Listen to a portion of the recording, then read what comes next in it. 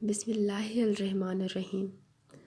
ان کی دھاڑ سن کر زرار اور خولا کے ہاتھ پاؤں پھول گئے اور وہ گھبرا کر واپس کمرے کی طرف بھاگے۔ خولا کمرے میں پہنچی ہی تھی کہ زرار بھی بھاگتا ہوا آ گیا۔ اسے کیسے پتا کہ میں دروازے کے پیچھے ہوں اور تم باہر دیوار کے ساتھ کھڑکی کے پاس؟ خولا نے حیرانگی سے تیز سانسوں میں پوچھا۔ شاید اس کے پاس دیوار کے باہر دیکھنے والی شکتی ہے، اور اب تیاری کرو، بہت زبردست کلاس ہونے والی ہے، زرار نے چڑھ کر جواب دیا۔ حیدر ماسٹر کے ساتھ دوڑ میں مصروف تھا اور پسینے سے حیدر کے سارے کپڑے بھیگ چکے تھے اور وہ بری طرح ہانپ رہا تھا۔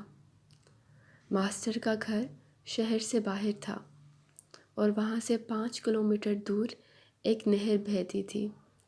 وہ 5 کلومیٹر کبھی تیز چل کر کبھی دوڑ کر یہاں تک پہنچے تھے۔ نہر کے کنارے پہنچ کر حیدر گھاس پر گر گیا اور لیٹ گیا، مگر دوسرے ہی لمحے ماسٹر کی ٹھوکر اس کی ٹانگ پر پڑی اور ماسٹر کہنے لگا، اٹھو اور جمپنگ شروع کرو۔ حیدر نے احتجاجی نظروں سے ماسٹر کو دیکھا، پھر ناچار کھڑا ہونا پڑا اور ماسٹر کے ساتھ جمپنگ کرنے لگا۔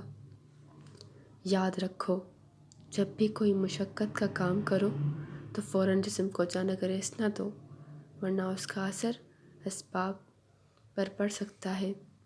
ہمیشہ دھیرے دھیرے اپنے جسم کو ریسٹ کی حالت میں لاؤ۔ ماسٹر نے ساتھ ہی لیکچر شروع کر دیا۔ جی ماسٹر۔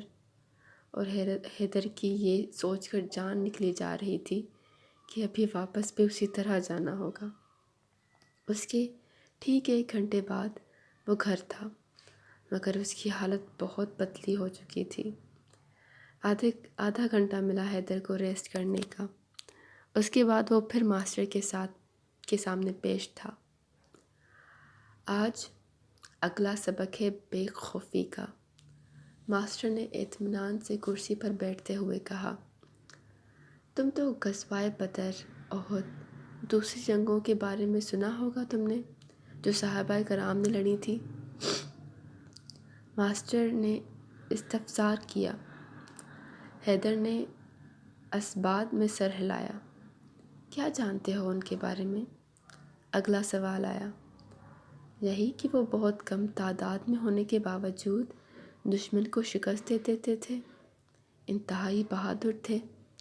وہ زندہ رہنے کے لیے نہیں بلکہ مرنے اور شہادت کے لیے لڑتے تھے، حیدر نے جواب دیا۔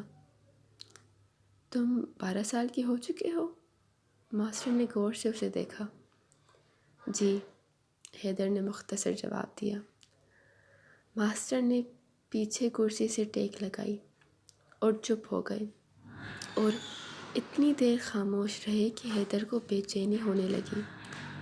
پتہ نہیں ماسٹر کن سوچوں میں گم ہو گئے تھے۔ پھر آخر انہوں نے آنکھیں بند کر لیں، لیکن ان کے ہونٹ ہلنے لگے اور وہ دھیمی آواز میں کہنے لگے، کعبہ۔ مدینہ طیبہ سے 4-5 میل پر ایک آبادی تھی۔ وہاں حضور اقدس صلی اللہ علیہ وآلہ وسلم کے کچھ اونٹ چرا کرتے تھے۔ کافروں نے ان کو لوٹ لیا اور جو صاحب چراتے تھے ان کو قتل کر دیا اور اونٹوں کو لے کر چل دیے۔ لٹیرے گھوڑوں پر سوار تھے اور ہتھیار لگائے ہوئے تھے۔ اتفاقاً حضرت سلمان بن عقوع رضی اللہ تعالیٰ عنہ صبح کے وقت پیدل تیر کمان لیے ہوئے غابہ کی طرف چلے جا رہے تھے کہ اچانک ان لٹیروں پر نگاہ پڑی۔ بچے تھے، دوڑتے بہت تھے، کہتے ہیں کہ ان کی دوڑ ضرب المثل اور مشہور تھی۔ یہ اپنی دوڑ میں گھوڑوں کو پکڑ لیتے تھے اور گھوڑا ان کو نہیں پکڑ سکتا تھا۔ اس کے ساتھ ہی تیر اندازی میں بھی بہت مشہور تھے۔ حضرت سلمہ بن عقوع نے مدینہ منورہ کی طرف منہ کر کے ایک پہاڑی پر چڑھ کر لوٹ کا اعلان کیا اور خود تیر کمان ساتھ تھی ہی ان لٹیروں کے پیچھے دوڑ لیے، حتیٰ کہ ان کے پاس پہنچ گئے اور تیر کمان مارنے شروع کر دیے، اور اس طرح تیر برسائے کہ وہ لوگ سمجھے کہ کوئی بڑا مجمع آ گیا ہے۔ اور حضرت سلمہ بن اکو خود تنہا تھے اور پیدل بھی تھے، اس لیے جب کوئی گھوڑا لوٹا کر پیچھا کرتا تو کسی درخت کے آڑ میں چھپ جاتے اور آڑ میں اس کے گھوڑے کو تیر مارتے، جس سے وہ زخمی ہوتا، اور وہ اس خیال سے واپس جاتا کہ اگر گھوڑا گر گیا تو میں پکڑا جاؤں گا۔ حضرت سلمہ بن اکو رضی اللہ تعالیٰ عنہ فرماتے ہیں کہ غرض یہ کہ وہ بھاگتے رہے اور میں پیچھا کرتا رہا، حتیٰ کہ کتنے اونٹ انہوں نے حضور صلی اللہ علیہ وسلم کے لوٹا دیے تھے، وہ میرے پیچھے ہو گئے تھے۔ اس کے علاوہ 30 پرچے اور 30 چادریں وہ اپنے چھوڑ گئے تھے۔ اتنے میں عینیہ بن حصن کی ایک جماعت مدد کے طور پر ان کے پاس پہنچ گئی۔ ان لٹیروں کو قوت حاصل ہو گئی، یہ بھی ان کو معلوم ہو گیا کہ میں اکیلا ہوں۔ انہوں نے کئی آدمی کے ساتھ مل کر میرا پیچھا کیا۔ میں ایک پہاڑ پر چڑھ گیا، وہ بھی چڑھ گئے۔ جب میرے قریب ہوئے تو میں نے زور سے کہا کہ ذرا ٹھہرو، پہلے میری ایک بات سنو، تم مجھے جانتے بھی ہو کہ میں کون ہوں؟ انہوں نے کہا کہ بتا کون ہے؟ میں نے کہا میں ابن عقو ہوں۔ اس ذات پاک کی قسم جس نے محمد مصطفیٰ صلی اللہ علیہ وآلہ وسلم کو عزت دی، تم میں سے اگر کوئی مجھے پکڑنا چاہے تو نہیں پکڑ سکتا، اور تم میں سے جس کو میں پکڑنا چاہوں تو مجھ سے ہرگز چھوٹ نہیں سکتے۔ حضرت سلمان بن اکو کے متعلق کیونکہ عام طور پہ یہ شہرت تھی کہ وہ بہت زیادہ تیز دوڑتے تھے، حتیٰ کہ عربی گھوڑا بھی ان کا مقابلہ نہیں کر سکتا تھا، اس لیے یہ دعویٰ کچھ عجیب نہیں تھا۔ لٹیروں نے بھی ان کے بارے میں سن رکھا تھا۔ سلمہ بن اکو رضی اللہ تعالیٰ عنہ کہتے ہیں کہ میں اسی طرح بات چیت کرتا رہا، اور میرا مقصود یہ تھا کہ ان لوگوں کے پاس تو مدد پہنچ گئی ہے، مسلمانوں کی طرف سے میری مدد بھی آ جائے کہ میں بھی مدینے کا اعلان کر کے آیا تھا۔ غرض اسی طرح میں ان سے بات کرتا رہا اور درختوں کے درمیان سے مدینہ منورہ کی طرف غور سے دیکھتا رہا کہ مجھے ایک جماعت گھوڑ سواروں کی دوڑتی ہوئی نظر آئی۔ ان میں سب سے آگے اخرم الاسدی رضی اللہ تعالیٰ عنہ تھے۔ انہوں نے آتے ہی عبد الرحمن فزاری پر حملہ کر دیا اور پاؤں کاٹ دیے، جس سے وہ گھوڑا گرا، اور عبد الرحمن نے گرتے ہوئے ان پر حملہ کیا، جس سے وہ شہید ہو گئے، اور عبد الرحمن فوراً ان کے گھوڑے پر سوار ہو گیا۔ ان کے پیچھے ابو قتادہ رضی اللہ تعالیٰ عنہ تھے، فوراً انہوں نے حملہ کر دیا۔ عبد الرحمن نے ابو قتادہ رضی اللہ تعالیٰ عنہ کے گھوڑے کے پیر پر حملہ کیا، جس سے وہ گرے، اور گرتے ہوئے انہوں نے عبد الرحمن پر حملہ کیا، جس سے وہ قتل ہو گیا، اور ابو قتادہ رضی اللہ تعالیٰ عنہ فوراً اس گھوڑے پر جو اخرم اسدی رضی اللہ تعالیٰ عنہ کا تھا اور اب عبد الرحمن سوار تھا، اس پر سوار ہو گئے۔ ابو داؤد۔ اکثر تواریخ معلوم ہوتا ہے کہ حضرت سلمہ رضی اللہ تعالیٰ عنہ کی عمر اس وقت تقریباً 12-13 برس تھی۔ 12-13 برس کا ایک لڑکا گھوڑ سواروں کی ایک جماعت کو اس طرح بھگا دے کہ ہوش و حواس گم ہو جائیں، اور جو کچھ لوٹا تھا وہ بھی چھوڑ کر، اپنا مال بھی چھوڑ کر بھاگ جائیں، یہ اسی اخلاص کی برکت تھی جو اللہ جل شانہ نے عطا کیا تھا۔ ماسٹر نے آنکھیں کھولی اور سیدھے ہو کر بیٹھ گئے۔ ان کی آنکھیں سرخ ہو گئی تھی۔ حیدر دم بخود ماسٹر کی طرف دیکھتے جا رہا تھا۔ وہ تمہارے ہم عمر تھے حیدر؟ ماسٹر نے حیدر کی طرف دیکھ کر مسکراتے ہوئے کہا، کیا تم میں اتنی ہمت ہے؟ تم اتنی ہمت دکھا سکو گے؟ ماسٹر نے پوچھا تو حیدر نے نفی میں سر ہلا دیا۔ اب آتے ہیں ان وجوہات کی طرف جن کی وجہ سے ان میں یہ خوبیاں تھیں۔ بے شک ان کا مضبوط ایمان ایک بنیادی اور بڑی وجہ تھی، لیکن ان کے علاوہ اور بھی وجوہات تھیں جن کی وجہ سے یہ خوبیاں ان کے اندر تھیں۔ ہم ویسا ایمان تو نہیں پا سکتے جو حضور صلی اللہ علیہ وآلہ وسلم کی موجودگی میں صحابہ کا تھا، مگر ان دوسری وجوہات جن کے بنا پر ان میں یہ خوبیاں تھیں ان کو ضرور اپنا سکتے ہیں، اور ساتھ ساتھ اپنے ایمان پر بھی محنت کریں گے۔ اگر یہ دونوں کام تم کر پائے تو تم بھی سلمہ بن اکرو کے نقش قدم پر چل سکتے ہو۔ ماسٹر نے یہاں پہنچ کر تھوڑا سا توقف کیا اور پھر کہنے لگے، آؤ اب ان وجوہات کے بارے میں بات کرتے ہیں جن کی وجہ سے ان میں یہ خوبیاں تھیں۔ حیدر اپنی کرسی پر آگے کی طرف جھک گیا اور ماسٹر کے چہرے پر نظریں جمائی اور ہمتاً گوش ہو گیا۔ عمر کو 1 مہینہ ہو چکا تھا بابا کی ہدایت پہ عمل کرتے ہوئے۔ سارے کام چھوڑ کر وہ بابا کی طرف چل پڑا، کیونکہ پتہ نہیں کیا بات تھی، بابا صرف مہینے کے پہلے 1 ہفتے میں ہی جمعرات اور جمعہ کے دن مسجد میں ملتے تھے، آگے پیچھے پتہ نہیں کہاں چلے جاتے تھے۔ اس بارے میں بابا نے کبھی کچھ نہیں بتایا۔ 1-2 بار عمر نے پوچھا تو ٹال گئے تھے۔ مسجد پہنچ کر عمر نے وضو کیا اور سامنے آگے کونے میں بیٹھے بابا کے پاس جا کر بیٹھ گیا۔ السلام علیکم ورحمۃ اللہ وبرکاتہ۔ عمر نے سلام کیا۔ وعلیکم السلام ورحمۃ اللہ وبرکاتہ، بابا نے جواب دیا اور عمر کی طرف دیکھ کر شگفتگی سے مسکرانے لگے۔ آؤ میاں، کیا حال چال ہیں؟ بابا نے حال دریافت کیا۔ الحمدللہ بابا، شکر ہے اس پاک ذات کا، عمر نے جواب دیا۔ کہو کیسا گزرا یہ مہینہ؟ بابا نے مسکراتے ہوئے کہا، بہت اچھا، میری امید سے بھی اچھا۔ آپ کی ہدایت پر پورا مہینہ حتی المکان نظر کی حفاظت کی۔ شروع میں تو بہت مشکل ہوئی، لیکن پھر اللہ کا بہت کرم ہوا، عادت بن گئی نظریں جھکا کر چلنے اور دوسروں سے بات کرنے کی۔ عمر نے ادب سے جواب دیا۔ اور نتیجہ کیا حاصل ہوا؟ کچھ ملا اس کے بدلے؟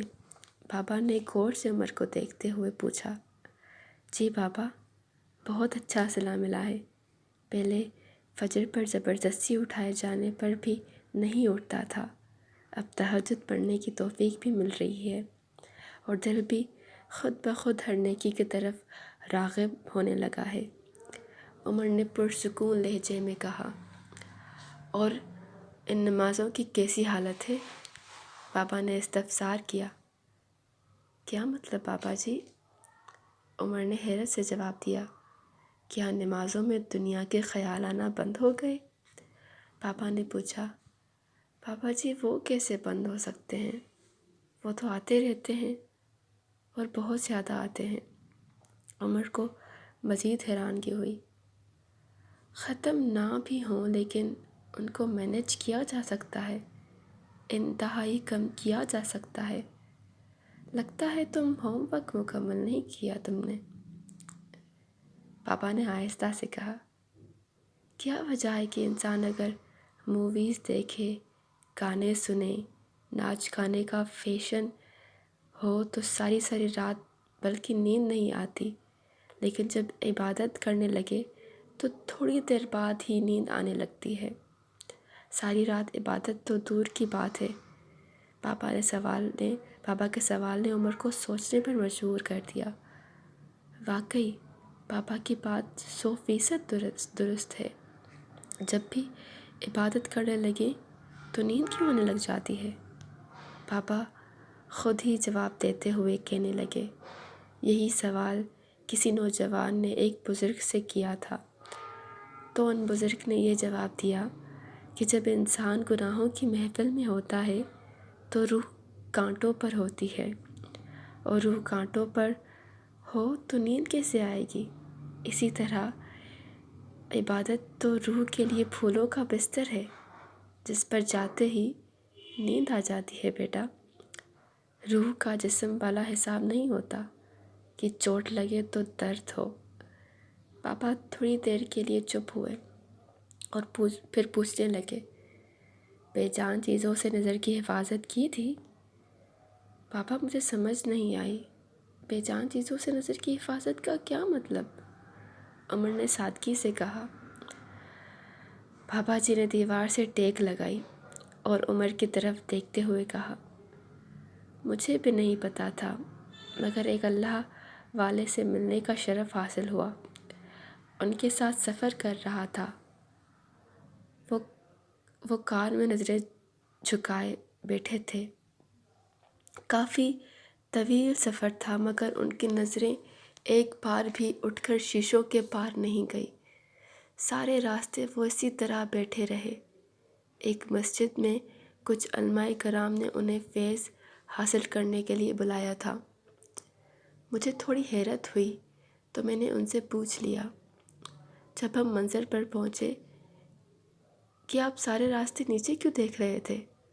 پاپا اس بات کو درمیان میں چھوڑ کر کہنے لگے، بیٹا جو اللہ والے ہوتے ہیں ان کا ہر عمل نوٹ کیا کرو، کیونکہ ان کے ہر عمل کی کوئی وجہ ہوتی ہے۔ ہاں، تو میں نے ان سے یہ پوچھا تو انہوں نے جو جواب دیا میں حیران رہ گیا۔ انہوں نے کہا، راستے میں بے شمار سائن بورڈز لگے ہوئے ہیں، ان پر تصاویر ہوتی ہیں، کچھ تو بیہودہ اور نیم عریان بھی ہوتی ہیں، ان پر نظریں پڑ جاتی ہے، اسی لیے میں باہر نہیں دیکھتا۔ پاپا تو خاموش ہو گئے، لیکن عمر حیرت کی شدت سے پاپا کو دیکھنے لگا اور پھر بولا، مطلب یہ کہ بے جان چیزوں سے نظر کی حفاظت کرنے کا مطلب سائن بورڈز ہیں؟ صرف سائن بورڈز ہی نہیں، اس کا مطلب ہے کہ ایسی چیزیں، ٹی وی، موبائل، فیس بک، رسالے، ہر وہ چیز جہاں آپ کی نظر صنف مخالف پر پڑ سکتی ہے۔ ایسے ہی تو تصویریں حرام قرار نہیں دی گئی نہ اسلام میں یہاں تک کہا گیا کہ جس گھر میں تصویر ہوں وہاں رحمت کے فرشتے آتے نہیں۔ پاپا نے سنجیدگی سے کہا، مگر پاپا یہ کیسے ممکن ہے؟ آج کے اس دور میں یہ ناممکن ہے۔ آپ کس دور کی بات کر رہے ہیں؟ یہ باتیں اگر کسی کے سامنے کر بیٹھوں تو میرا تو مذاق بن جائے، کیا دقیانوسی کہلواؤں گا۔ عمر کو سمجھ نہیں آ رہی تھی وہ کیسے پاپا کو اپنی بات سمجھائے۔ آج کے دور میں یونیورسٹی، کالج میں ایک انسان آخر کہاں تک ان چیزوں سے بچ سکتا ہے پاپا؟ عمر نے نفی سے سر ہلاتے ہوئے کہا۔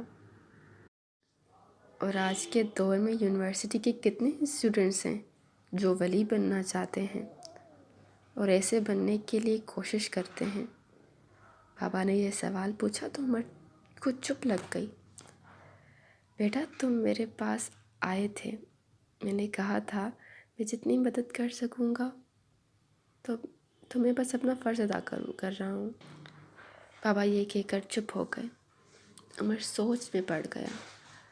پاپا جو کہہ رہے تھے وہ بہت مشکل کام تھا، لیکن عمر نے سوچا اگر اتنا آسان ہوتا تو آج ہر کوئی ولی ہوتا۔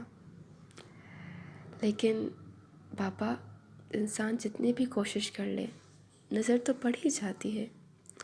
عمر نے سوال کیا تو بابا مسکرائے اور کہنے لگے، بات تو نیت کی ہوتی ہے، انسان نیت کر کے عمل کرنے کی کوشش کرتا ہے، بس اگر نظر پڑ بھی جائے تو فوراً جھکا لو، یہ بھی اسی زمرے میں آتا ہے۔ کیا عورت اور مرد دونوں کے لیے فائدہ مند ہے؟ عورت تو زیادہ تر گھر ہی رہتی ہے۔ عمر کے ذہن میں ایک اور بات آئی تو اس نے پوچھ لیا، عورت کو زیادہ تر احتیاط کی ضرورت ہے کہ نہ خود کسی کو دیکھے اور نہ کسی کو خود کو دیکھنے کا موقع دے۔ ہاں، اس کا فائدہ مرد اور عورت دونوں کو ہوگا۔ وہ فائدہ ہوگا جو کہیں کسی یونیورسٹی سے کسی کتاب سے نہیں ملے گا۔ وہ ذائقہ ملے گا جو کبھی نہ چکھا ہوگا۔ بابا نے دھیمے سے کہا، بابا اگر ایسا کر لیا جائے جو ہے تو بہت مشکل، تو کیا فائدہ ملے گا اس کے بدلے؟ عمر نے تجسس سے پوچھا۔ حلاوت ملے گی، ایمان کی حلاوت مل جائے گی۔ بابا نے ایسے کہا جیسے کوئی بہت بڑی اور نایاب چیز ہے۔ اور بابا، یہ حلاوت کا کیا مطلب ہے؟ عمر کو سمجھ نہیں آئی۔ کئی لوگ نماز پڑھتے ہیں، کوئی زبردستی، کوئی فرض سمجھ کر، کوئی پریشانی ختم کرنے کے دعا کے لیے، کوئی جنت پانے تو کوئی دوزخ سے بچنے کے لیے، اور کوئی عادت بن جانے کی وجہ سے۔ یہ سب نماز پڑھنے والے نماز نہ پڑھنے والوں سے بہت زیادہ افضل ہیں، مگر صرف چند لوگ ہیں جو ایمان کی حلاوت کے ساتھ نماز پڑھتے ہیں۔ صحابہ کو اللہ تعالیٰ نے حلاوت عطا کی تھی، جو میں سمجھتا ہوں کہ حلاوت اللہ تعالیٰ کی سب سے بہترین عطاؤں میں سے ایک عطا ہے، جو بہت کم لوگوں کو ملتی ہے۔ بابا وہ رمزیں بتانے کی کوشش کر رہے تھے جو عمر نے کبھی نہیں سنی تھی۔ بابا، میں اب بھی نہیں سمجھ پا رہا کہ یہ حلاوت کیا ہوتی ہے۔ عمر نے بے بسی سے کہا، میں سمجھاتا ہوں۔ بابا نے سیدھے بیٹھتے ہوئے کہا، جیسے وہ کسی بہت بڑے خزانے کا پتہ بتانے لگے ہیں۔ عمر کے دل میں خیال آیا کہ کاش اس کے 100 کان ہوتے اور ایسی یادداشت ہوتی کہ وہ بابا کے ایک ایک حرف کو سن کر محفوظ کر لیتا۔